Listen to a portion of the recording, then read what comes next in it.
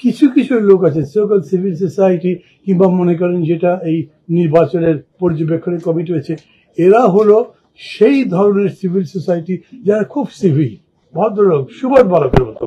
ওখানে গোলমাল হয়েছে ওটা তো আমার দেখার বিষয় নয়, আমি আমার কাজ করছি। ওরা ড্রয়িং রুম ইন্টেলেকচুয়ালিজমের মতো। এখন পৃথিবী হলো পাবলিক ইন্টেলেকচুয়ালিজম। জনগণের থেকে শিক্ষা নিয়ে জনগণকে আপনারা পরামর্শ বলবেন এবং তাতে যাতে জনগণের উত্থান হয় সেই রকম সাহস নিয়ে কি আমরা কাজ করছি? যেমন ধরেন আমার কাছে মনে হয়েছে যে আপনারা এই উদ্যোগটা নিলেন, খুবই ভালো, কিন্তু আমি আপনাদের সম্পর্কে কিছু জানি না। আপনারা কয়েকটা সংগঠন মিলে শুরু করেছেন, এই সংগঠনগুলো এই কাজগুলো করছেন। হোয়াট ইউ রিয়েলি অবজার্ভ, এই পর্যন্ত কি দেখেছেন? আমরা রাজনৈতিক দলগুলো যে অভিযোগগুলো করছি, আমরা কি ফালতু অভিযোগ করছি? আমরা যে সরকারের নিরপেক্ষতা নিয়ে প্রশ্ন করছি, আমরা যে সরকারের ক্ষমতার অপব্যবহার নিয়ে প্রশ্ন করছি, আরো অনেকগুলো কথা বলছি। মানে এক উপদেষ্টা শত শত কোটি টাকা তার নির্বাচনের জন্য ব্যয় করছেন, তার নিজের কনস্টিটিউশন দিচ্ছেন, ঢাকার 3টা কনস্টিটিউশন দিচ্ছেন। আপনাদের এই ব্যাপারে তো কোনো বক্তব্য নাই, মনে করেন কিনা যেটা অন্যায়। ঠিক এরকম করে ধরেন আরো ক্ষমতার যতগুলো অপব্যবহার হয়েছে সেগুলো কি বলছেন? এখনই বলেন না ভোটের মধ্যে বলবেন, এটা বিশ্বাস করা যাবে? এখন এই সরকারের জন্য বলছেন না, আর তখন নির্বাচনের পরে যারা জিতবে, এখনই তো গুনে গুনে পুলিশ চলে। পুলিশের কাছে মামলা দিতে গেলে যদি দেখে যে না এই লোক জিতে তো ক্ষমতায় যেতে পারে, মামলাই দেয় না। এরপরে যখন ভোট হবে না, ভোটের দিন ভোটের বাক্স বগলের নিচে হাঁটা দিল, ও যদি দেখে যে ওই ক্ষমতায় যাবে, তাহলে পুলিশও কিছু করবে না। পুলিশ সম্পর্কে আমি ক্রিটিক্যাল এই কারণে, আমি দেখছি যে গভর্নমেন্ট এই পুলিশকে স্ট্রেটেন করার জন্য, এইটাকে তার দায়িত্ব যথাযথভাবে পালন করবার জন্য যা করা উচিত ছিল কিচ্ছু করেনি। 2বার প্রফেসর ইউনূস তাদের সাথে বসেছেন, তাদের বলবার কথা ছিল দেখো এত বড় একটা অভ্যুত্থান হয়েছে, অনেক ঘটনা ঘটেছে, তোমাদের উপর একটা ট্রমা তৈরি হয়েছে, পুলিশকে পিটিয়ে মানুষ গাছে লটকে রেখেছে, ভয় হয়তো পাচ্ছি, কিন্তু আমি তোমাকে অ্যাসিওর করছি এরকম ঘটনা আর ঘটবে না। কিন্তু যারা মানবতা বিরোধী অপরাধ করেছো তাদের তো বিচার হবে, সাজা হবে, তোমরা দেশ গড়ার কাজে আসো। আমি এইরকম অ্যাপিল দেখিনি। আমি পুলিশের পক্ষ থেকে সর্বশেষ বাহার সাহেব মানে আইজি, উনি কিছু কথা বলেছেন, কিন্তু সেটাও হলো কেবল তাদেরকে ইন্ডিপেন্ডেন্স দাও, এইটুকু বলেছেন। কিছু বলছেন নাকি কেউ? না, ইন্ডিপেন্ডেন্স দাও, কিন্তু সেইটা তাদেরকে ইন্ডিপেন্ডেন্স দাও এই ব্যাপারটা তাদেরও তো দায়িত্বের ব্যাপার আছে। পুলিশ হলো সবচাইতে ভাইটাল ইনস্ট্রুমেন্ট বা ইন্টারনাল অ্যাডমিনিস্ট্রেশনের জন্য এবং নির্বাচনের জন্য, সেটা করা দরকার। কিরকম হয়েছে জানেন, এইবার কিন্তু মানুষের এক্সপেকটেশন অনেক হয়, বাট পলিটিক্যাল পার্টিগুলোর বিহেভিয়ার তার সাথে যাচ্ছে না। That is a reality. এখানে মোবারক ভাই আছেন, একসাথে জেলে ছিলাম অনেকদিন, সুখে দুঃখে অনেকদিন ছিলাম। তারপরে আমি বলি হঠাৎ করে আগে দেখলাম কিরকম বিএনপি জামাতে এক হয়ে গেছে, এখন আবার সেপারেট হয়ে গেছে। তখন একই হয়েছিল কেন, আর এখন আলাদা হলো কেন তা জানি না। এবং পরস্পরের সাথে এক ধরনের পরিস্থিতিতে হচ্ছে দিন দিন মনে হচ্ছে যেন ঘনীভূত হচ্ছে। ক্রাইসিস ওই জায়গায়। মাহমুদুর রহমান মান্না, স্বপন আর রাশেদের মধ্যে ঝগড়াঝাটি লেগে যাবে এরকম কিন্তু সম্ভাবনা নাই। এটা হলে খুব বড় কিছু হবে সেটাও না। You make responsible the big political party, যে তোমরা রিয়েলি কি করছো। সাকসেস অফ দিস ইলেকশন যেটা মানুষের কাছে গ্রহণযোগ্য হবে সেটা নির্ভর করে মূলত বড় রাজনৈতিক দলের উপরে।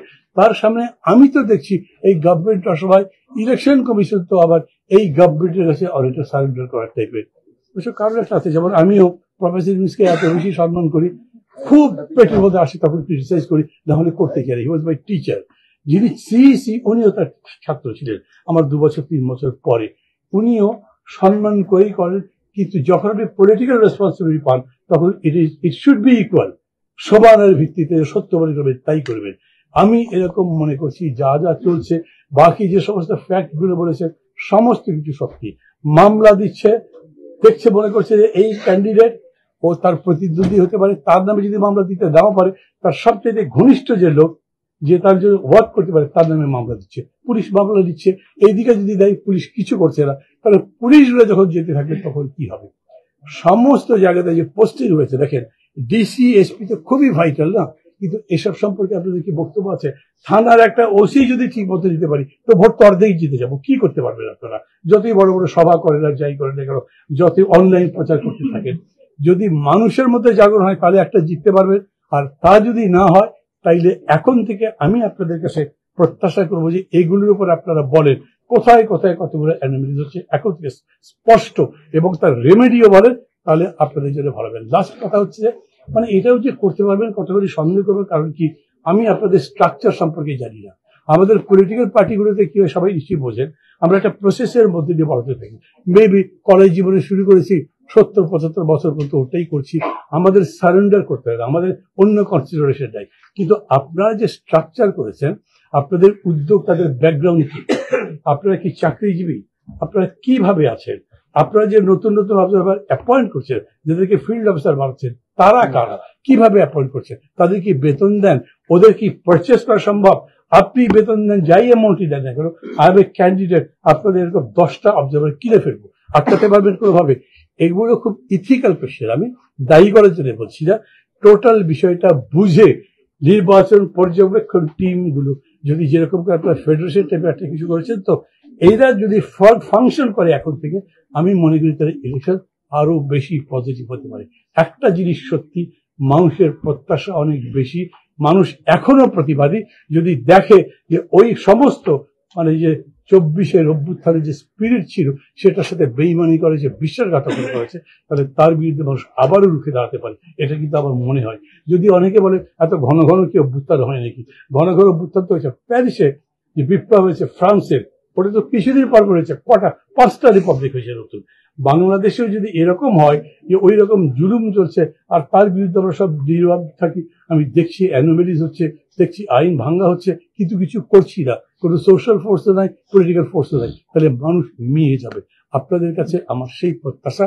আর আপনাদের অন্য কোনো রকম চ্যালেঞ্জ আছে আমার মনে হয় না। ধরেন কাস্টমার চালাতে থাকলেন, ভোট হলো, সেই ভোটে 2 নম্বরই যাওয়ার সব হলো, ভোটের রেজাল্টও খারাপ হলো, আপনারা আপনাদের 5 তারিখ উঠিয়ে চলে গেলে কে আপনাদের কি করবে? লাইবেল করার তো কিছু নেই। এইটা হলো, আবারও বলি, মোরাল ইথিক্যাল কমিটমেন্ট, ওই জায়গাটা ঠিক রাখার চেষ্টা করবো। Thank you.